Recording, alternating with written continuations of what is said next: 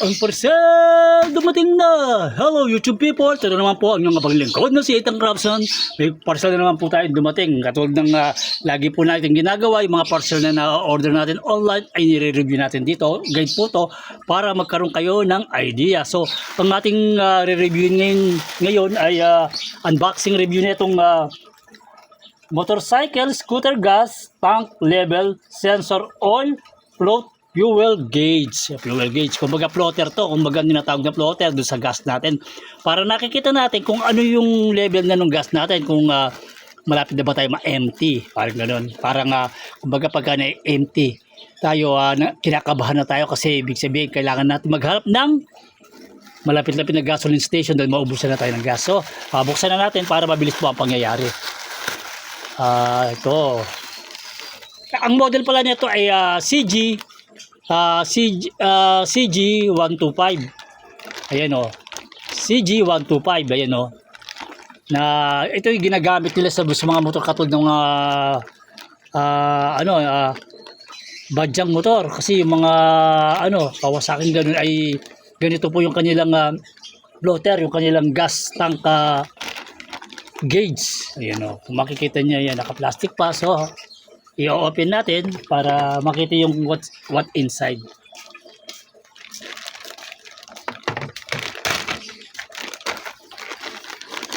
Tsaka natin ano dun sa motor natin. Tingnan natin kung gumagana ba yung wiring nito kasi may wiring yan eh. Ano. Ito siya oh. Kasi nakaganyan yan sa motor eh. Oh.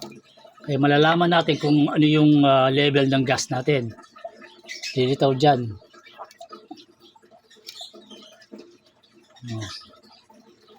So, i-connect muna natin doon sa wiring ng motor natin. Titingnan natin kung nagpa-function ba yung nabili natin. Pero ang unang-unang gagawin muna natin ay itong pin na to ay susundutin natin yung mga yan para mailabas natin para maikabit nating wire.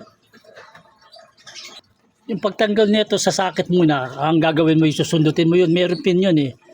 Sundutin mo yun dito para mailabas natin. Para hindi tayo mahirap mag-connect dun.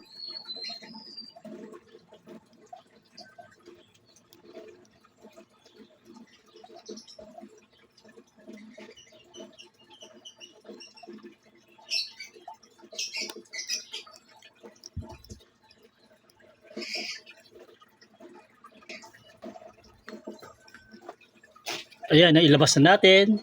Tapos yung kabila naman.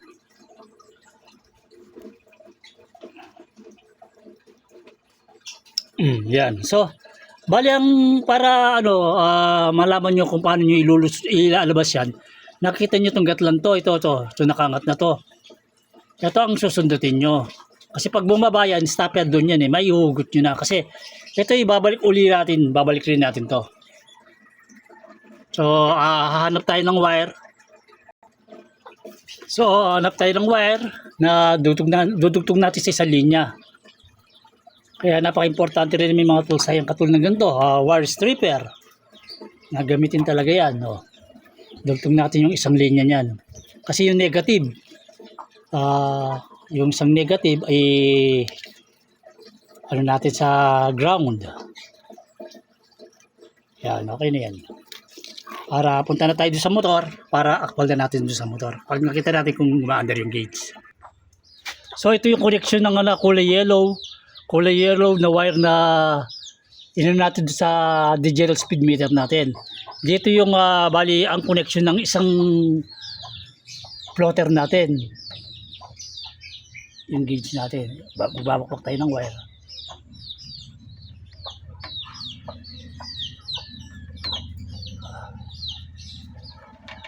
Yan o.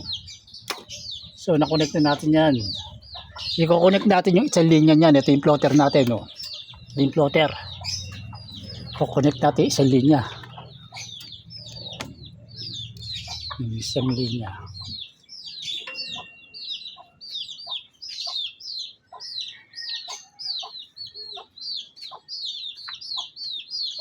Na-connect na isang linya. Okay, muna natin dito. Tapos yung isang linya dyan ay yun ay ito body ground to. O, kahit saan lang natin i-attach yan na pwedeng mag-ground. Pwede siyang mag-ground. Tingnan natin dito kung mag-ground siya. So, yan. Then, on natin susi.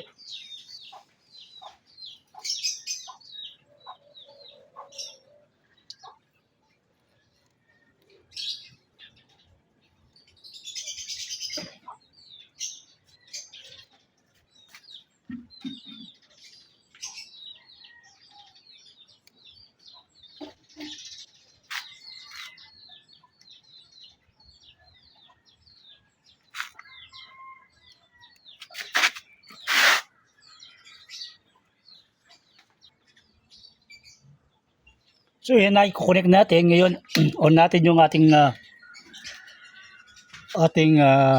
digital. O nakita nyo. Tapos nawala. Ngayon dahil na ito nakukonect na.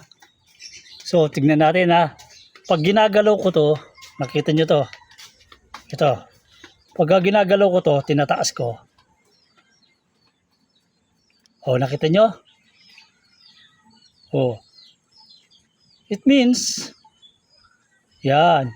Pagka ganyan full. Kasi floater nga yan. Kaya makikita natin din pagka nakalagay yan na ano. Kung magpo-full siya. Ay, pagka bababa natin unti-unti. Tingnan natin yan o. Nababawas yung ano, yung counting. O, ibig sabihin, functional siya. O. Yan. Okay. Oh, I hope kumbaga nag-enjoy kayo sa panonood sa unboxing natin tong plotter na makikita nyo to. Gagawin rin natin ng video sa next video kung paano natin bubutasan ngayon yung tank para mailagay ito. At mapapagana na natin yung ating fuel gauge. Na hindi na tayo kinakabahan na maubusan pala tayo ng gasolina dahil meron na tayong guide. So I hope nag-enjoy kayo at masasa nag-enjoy akong nag-re-review ng mga ganitong product na na-order natin online. Lagi pong tandaan ang paalala ninyong abang lingkod na si Ethan Craftsman. Enjoy, keep safe, and God bless. Yan.